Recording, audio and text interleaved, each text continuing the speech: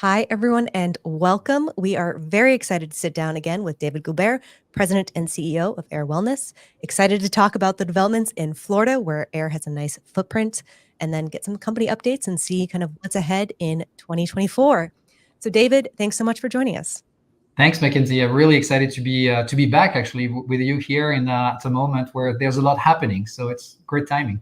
It's an exciting time. So I was going to start by asking, because I know you've been on before, but with all the recent news, how have you been? I'm going to guess very busy in general. Did you get a break at all during the long weekend, or was it just like really waiting for that April 1st deadline to come?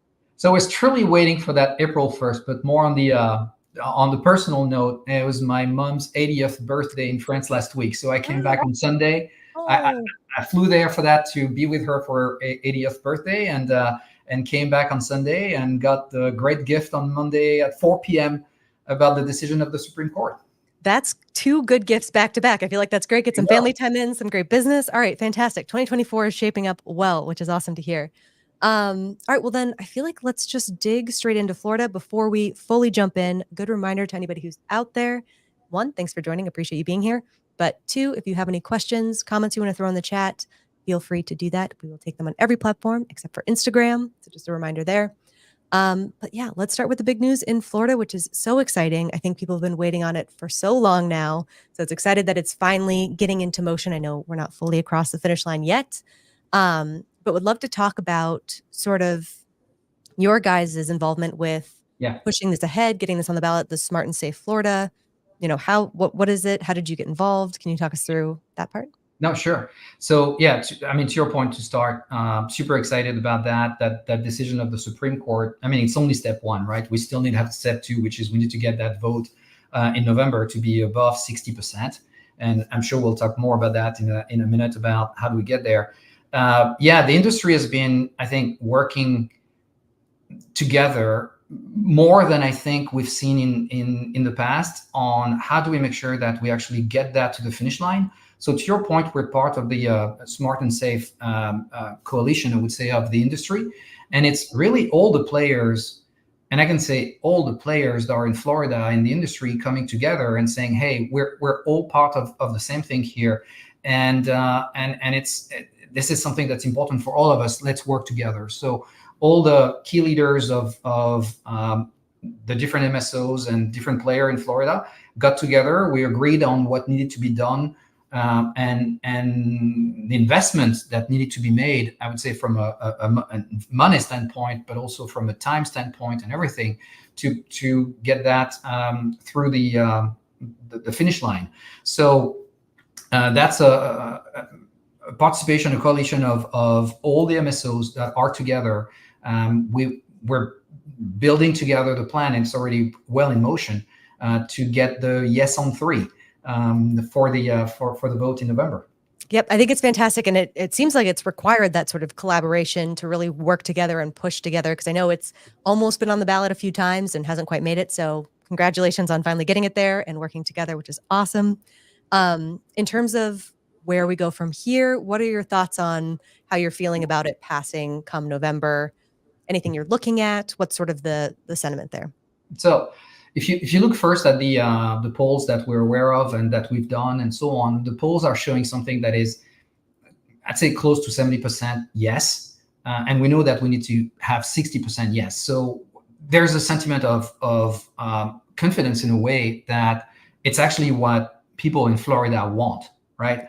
But that doesn't mean that we need to rest on it and do nothing. Like, there's a lot of work that needs to be done between now and November to make sure that we continue to get to that place where it's at 70% or around 70%, and that we get to that yes in November. So that's going to take, as we discussed, efforts. That's going to take to have campaigns with all people, voting people in Florida, to make sure that we get to that way above that 60%. So that's the efforts that's starting right now. It started by putting together that group of MSOs and making sure that we're completely aligned on how we're approaching it and the steps that we're taking. So we're in the process of really determining when is the right time to invest most in that campaign, and that's going to change over the next few months, I would say.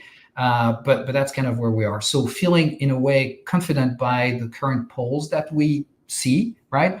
But very, very clear on we really need to work on it. We really need to make that something that stays at the finish line at that level. I think the things that are super important that we can insist on in a way.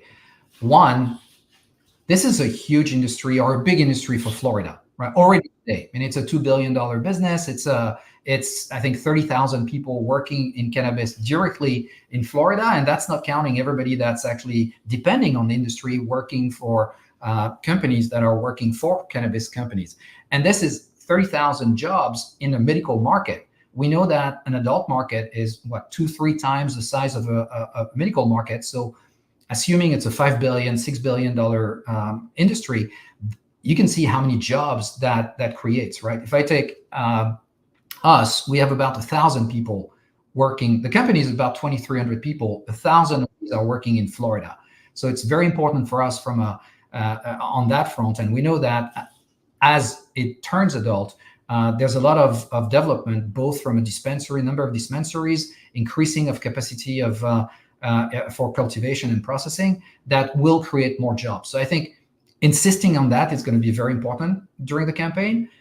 The other thing that I think people may not realize is I was looking at who's our customer in Florida, and it's pretty interesting to see that it's extremely balanced, meaning men, women is like a 50-50.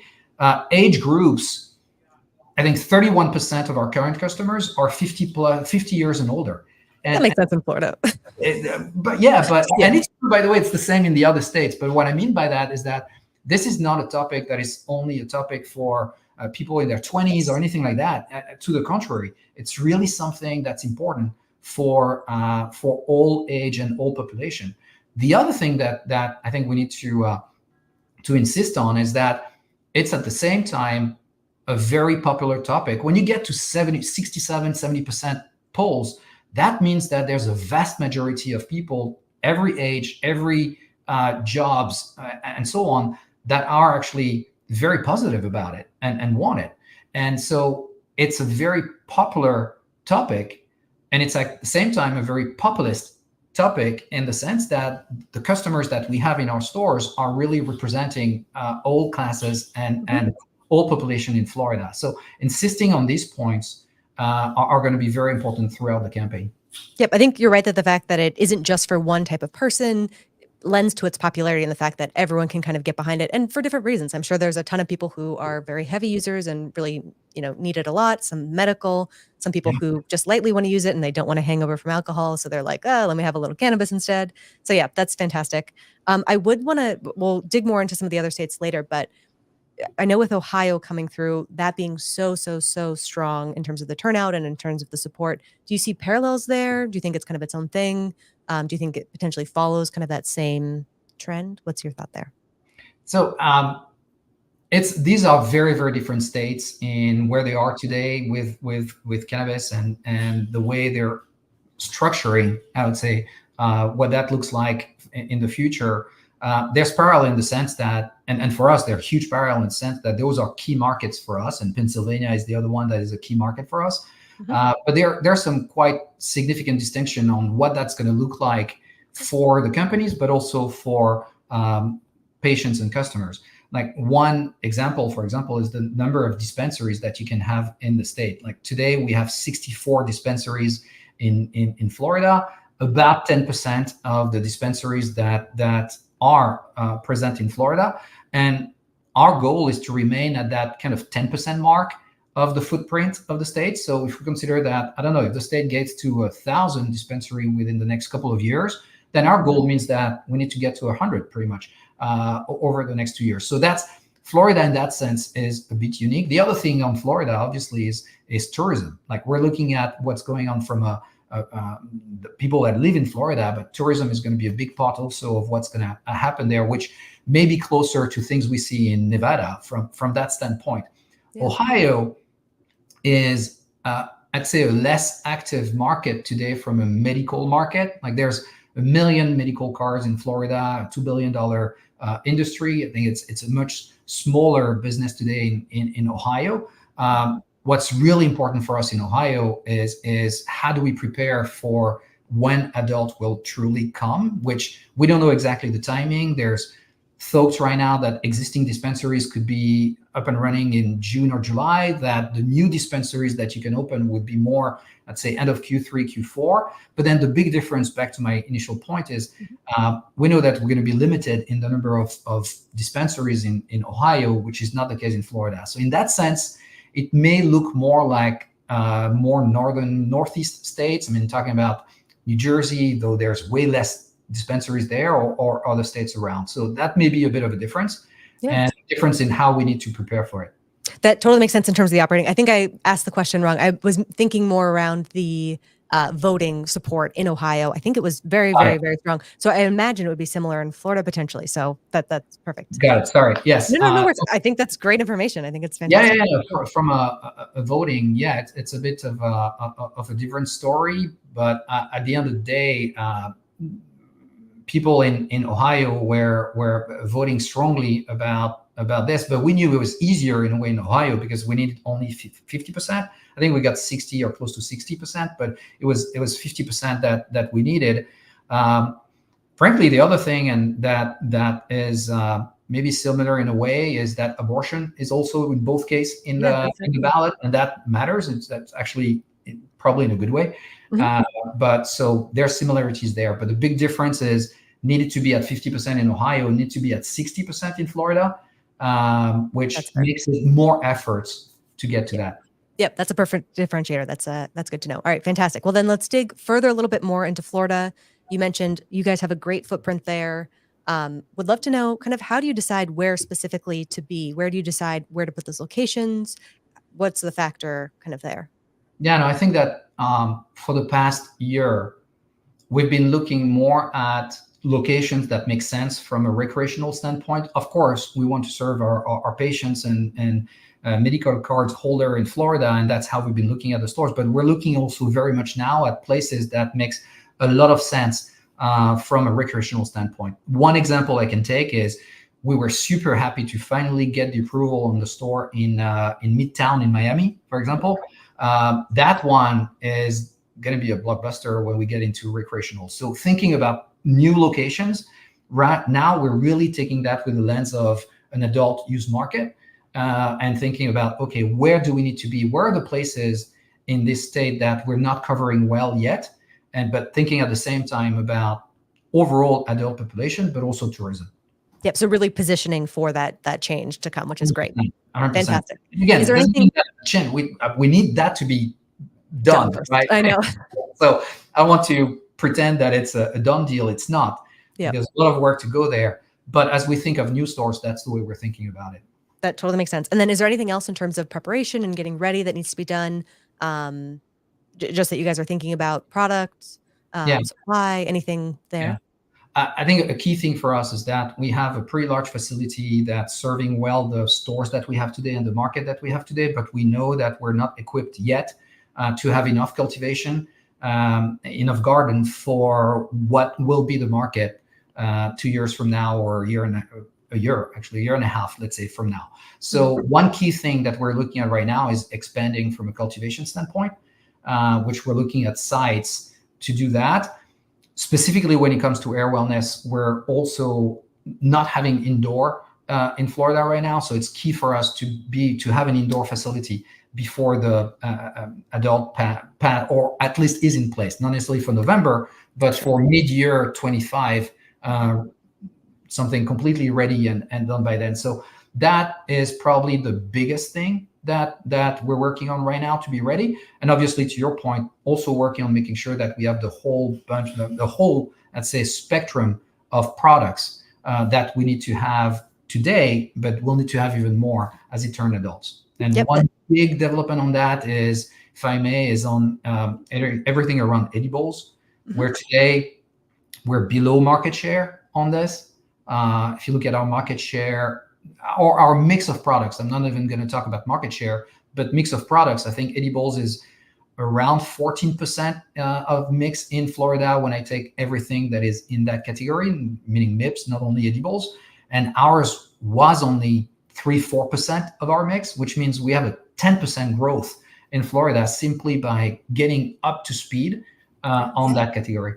That's awesome. And you guys just brought in your new gummy line, right, into Florida and also I think Nevada, right? Yes, we did. So two things that we've done is the partnership with Kiva and bringing Kiva. So today, the Camino products and Camino gummies are all in all our dispensaries and done great since we've launched them at the end of 23. And we're just launching right now in preparation for 420, to your point, in Florida and Nevada, a whole bunch of kind gummies, which, and we can talk more about that in a few minutes, but that's also for us the launch of the brands. Like I think we talked before about the rationalization of brands. We had 12 brands. We're focusing on very few brands now, but broader from a category standpoint, and kind being our core brand. So it's very important for us to launch gummies, kind gummies in Florida, Nevada, and it will follow up in other states for 420. Yep, that's fantastic. I want to talk a little bit about the flavors. I know we were talking a little bit in the pre-show about what flavors you like as well, but you mentioned kind of focusing in on fewer brands with more offerings in there. What's the need to do that? What's the benefit for that? The benefit, I think there's two key benefits for that. One is that talking about other industries or things that I've worked in, you're going to use your brand in every category of products you have. So if I go back to my Louis Vuitton time, when we launched shoes, when we launched ready-to-wear, you're not going to launch that into another brand with another name. You want to use the power of your brand to actually launch the other products and play in different categories. So there's one, I'd say, mindset here, which is we want Kind and Haze, which are our two core brands, right? We want Kind and Haze to be across categories and speaking to customers throughout their cannabis journey. Because the one thing that we understand is you're not a one form factor user. Like you can be using flower, you can be using vapes, you're going to be using gummies at some point, you can be using tincture and other products. And we want customers to actually feel that they can trust a brand that they know, that they really relate to across those categories. So there's one piece of the decision that was very much around that. The second piece of the decision is if you have 12 brands in a market that is quite fragmented, there's no way you can support those from a marketing investment standpoint. And that therefore you can't build truly equity in your brands. Whereas if you have only two brands, spending the same exact amount of money, you actually have 6 times more money per brand to make that happen. So it's really those two folds. One is speaking to the customers and really understanding their journey. And the second one is, hey, we're going to make more noise and be more present with 2 brands than 12. Yep, that makes perfect sense. And I think that's super interesting in general, your background kind of in those luxury brands, being able to translate that over to cannabis, because I think it does translate better than people might think and kind of a unique aspect of AYR as well. So I think that's very cool. So that's the easy question. Hard question, favorite flavor. What is it? Favorite flavor. So the one I'm honest, if I'm using most, I'm not going to say every day, but quite, is actually the Midnight Blueberry of Camino, which is a 1:1 ratio THC CBN. And I love that for the taste, but I also love that for the effect that it has. On the kind, I'm still going through, because we're just launching them now, and there's 12 flavors. So I'm still going through a few flavors. The watermelon one is one that I like very much, but there's plenty others that I still need to go through. That's good. I was going to say, where in the product development stages are you in the testing aspect of things? Are you like closer to the end? Are you throwing in flavors that you want at the beginning? Where's sort of where are you along the process of? I actually was lucky enough on the Kind gummies to be in our facility in Gatesville at the time that we were actually making them, and being able to comment not only on the flavors, but on the texture, because one of the key things that we needed to work on was getting to the right texture. So that was something that I was part on at the beginning, and making sure that it's a soft chew and not hard, but still a chew. Yeah. And at the same time testing the different flavors. So I had the chance to be quite involved at the very beginning of the process, when our head of edibles we're actually working on recipes and making sure that we have the right recipes. Very cool. All right, that's awesome. Good to hear. All right, well then, anything else on Florida? I would love to know. So I know you talked about wanting to kind of increase the edible component there. Are there any trends that you're looking to that make Florida a little bit of a different market in terms of, leaning more premium, leaning more value, leaning more vapes, leaning more edibles? Any sort of trends there, or is it how are you kind of addressing that? I think that on the overall, the most important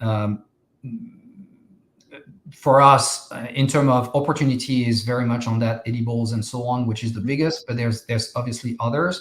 I think that when to your question about is it more of a premium market, I think that we've played in the past much more into a value, and we were probably the most value brand, or I should not say brand, but retail brand in Florida. And we're really working right now on maintaining that value, but also be playing into the more premium category at the same time. So there's, for us, that needs to elevate in Florida. That was a play much more from a quality and consistency of the products that we've been working on over the past few months to actually get to that place. So I think it's continuing on the value play and really bring the value to the customers, but at the same time extended the spectrum of products that we offer, the range of products that we offer, to have at the same time that good, better, best that we can offer. And that goes with the brand at the same time, having that, I'd say, value brand, then having our core brand as Kind, and then Haze representing that premium brand, whether it's with live rosin, live resin, and different products across categories again.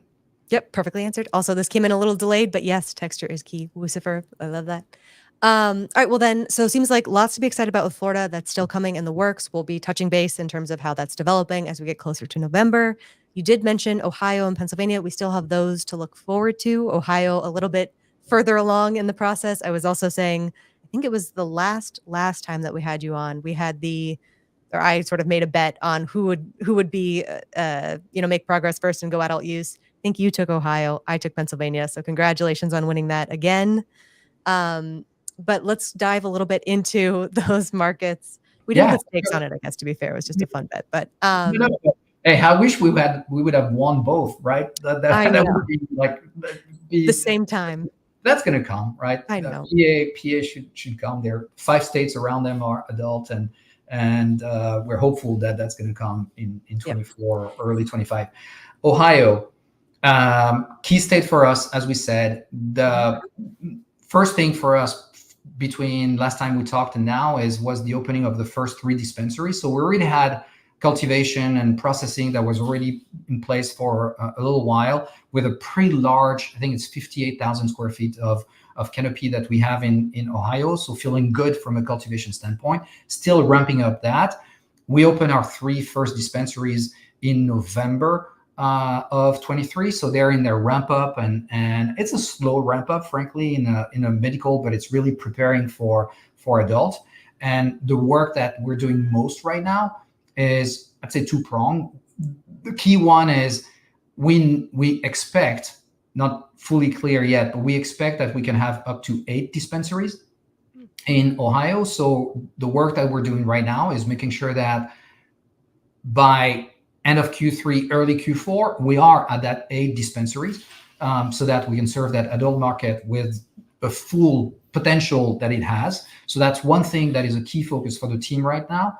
The second focus is ramping up cultivation right now to get to a full capacity as the adult market really starts. Again, not clear on that timing.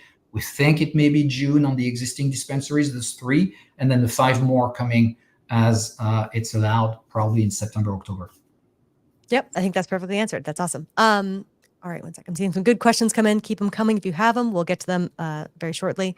So again, it seems like those states are coming on. Pennsylvania, eventually. I don't know if there's something that triggers it or if it is just the continuing pressure. I do see, who knows? I don't know. I don't know what the one catalyst is going to be to turn that over, but eventually. Someone is seeing in the back, we have a breaking case of DEA news glass. Do any of the additional states, Florida, any of this put any pressure on sort of the federal side of things? Or do you think that's another story where it's just on its own schedule, but it's moving and in progress? Any thoughts? They also are Good real-time. question. It's a good question. I don't know if it brings more pressure to the DEA.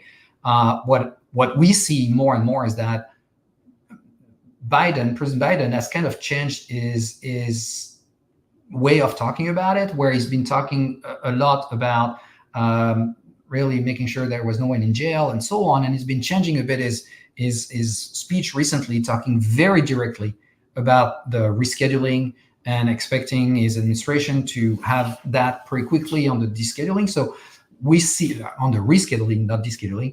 And so we see that as a shift that's rather going in the right direction.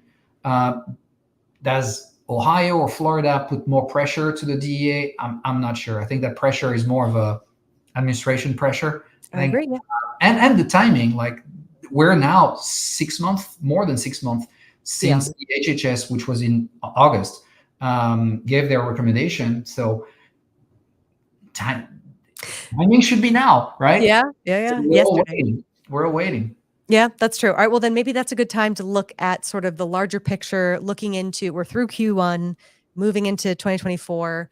Where are you guys focused? What are you thinking about? What are the sort of general overall strategy thoughts?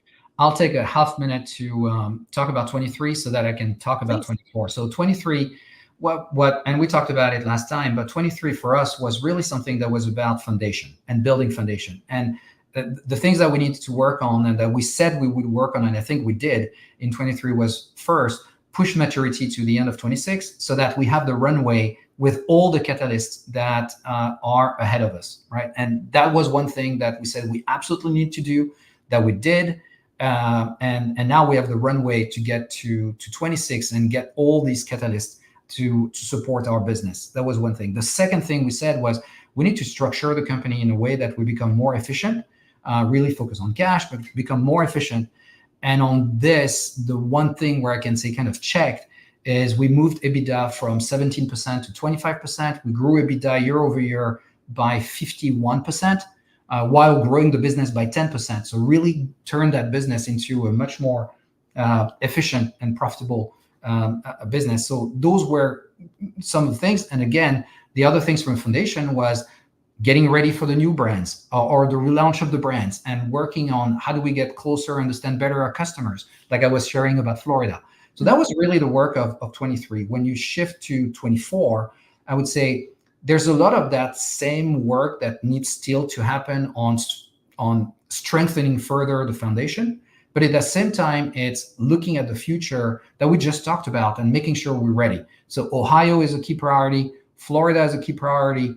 And then the other, I'd say, priority, launching those brands is a key priority. And in 420 and 710 will be big moments for us.